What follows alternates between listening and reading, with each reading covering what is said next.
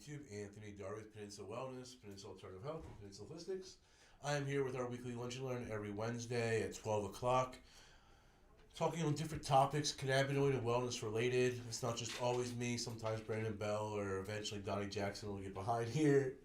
Make sure you like and comment if you're excited to see Donnie Jackson do a Lunch and Learn. I know he's eager to get in front of the camera. I transition to this week's topic, which are terpenes that can help you combat mental fatigue and mental fog. And I want to kind of break it up into almost like two ways of looking at this. One would be almost a maintenance that one can do to try to prevent mental fatigue and mental fog, and then also how one can help address that mental fatigue and mental fog. The title said it was terpene based, so we're not really going to be talking about CBD or other cannabinoids. It's really more about folks that are in the cannabis program that are looking to identify strains and products that are going to be high in terpenes that they could use for daytime use to be able to still work without any type of, I shouldn't say any type of, but be able to work without the fear of impairment or loss of energy. This will be one of the shorter ones that we do because it is so specific, but I'll kind of start off with my favorite terpene, which is limonene. So from myself, limonene is a dominant terpene that I look for in all of my daytime products. A characteristic of these types of products will be the citrusy smell that you would get. So when you grab flower, for instance, something like Grapefruit Dream, or something that's going to have a lemon in the name, something that's going to have that citrusy aroma to it, you can bet that that aroma is being driven by the terpene limonene. The great thing about limonene for a lot of people, and I guess I'll table this by, I'm using data that we've collected from our dispensary, but I'm also speaking firsthand here as well as someone that deals with high stressful environments and mental fatigue and uses cannabis. It's important that I'm able to balance my cannabinoid-based products with my lifestyle. So limonene is one of those terpenes that a lot of folks find give them energy but don't have the same paranoia or don't have the same effects that could drive anxiety as other stimulating terpenes. So this just is a general point, but if you all have mental fatigue or you're stressed and it's anxiety driven, and then you give yourself any type of a stimulant, there's a high likelihood that it could drive and stimulate that anxiety.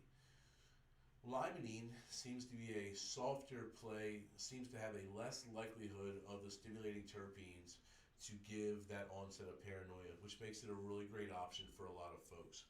It also doesn't seem to have the same harsh come down effect that other terpenes can have, and I would argue that when you balance high levels of limonene with a little bit of myrcene and some linalool, it can be a really nice longevity effect where that feeling of you being uplifted will balance out for a longer period of time, and when it starts to fade down, you don't have that crash.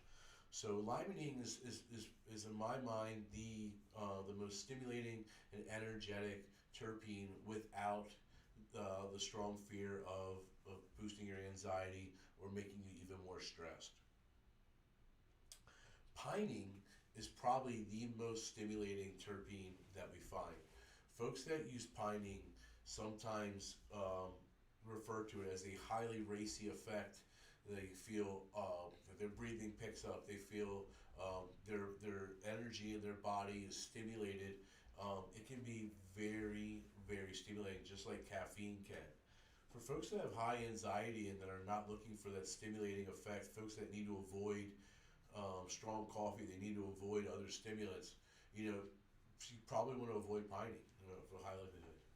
The opposite of that is for someone like myself, if I'm in a good mental space and I am just looking for some additional energy to tackle a project or to be able to get in the right mind space to be able to handle a project, I find that as long as my anxiety is at bay and I'm in a good mental space, using pining can be incredibly helpful.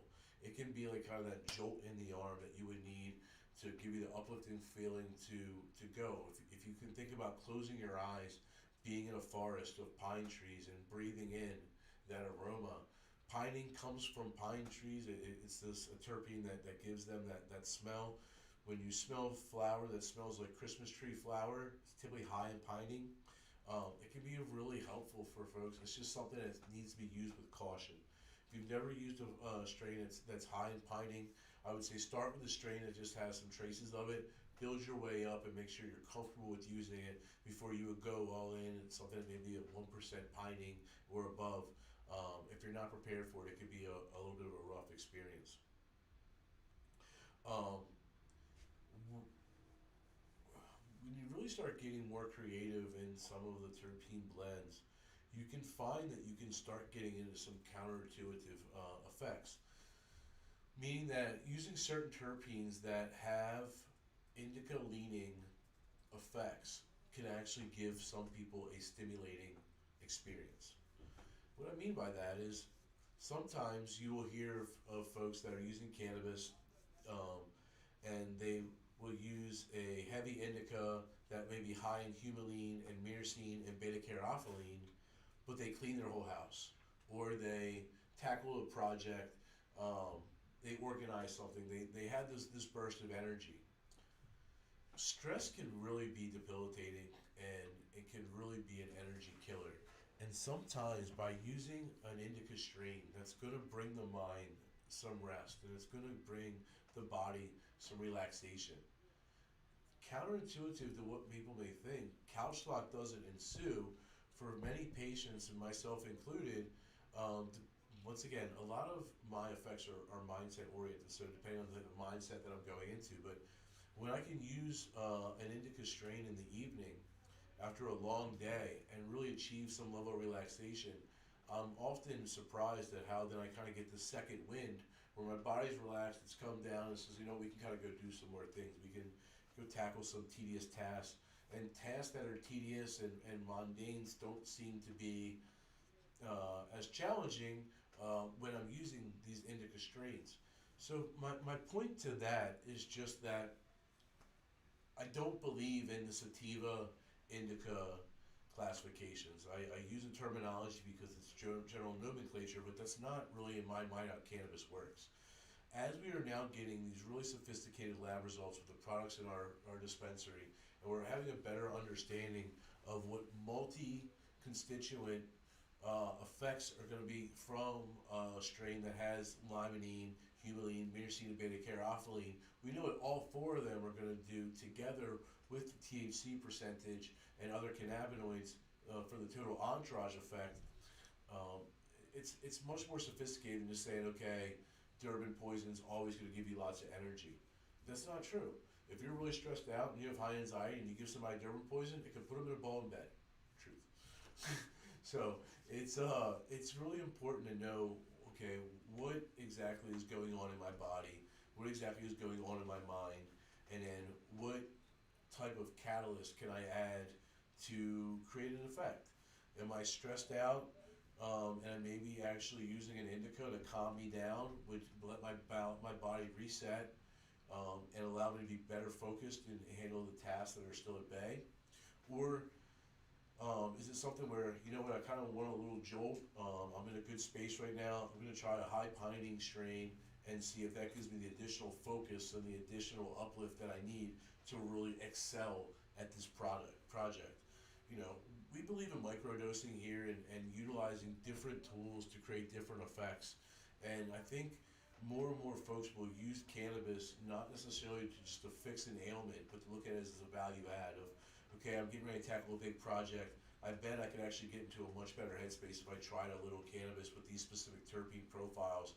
Not so much that it's going to just make me stoned and useless, but in a way that's actually going to allow me to clear my head and really tackle the projects and challenges at hand in a more efficient way. So I appreciate, as always, a few minutes during your lunchtime on a Wednesday. Stay tuned for more. Make sure you check us out, our YouTube videos. We're at peninsulamd.com. Patient services downstairs on Mount Herman Road. We're easy to find. We have lots to offer. Thanks a lot for checking us out today. Anthony Darby signing off.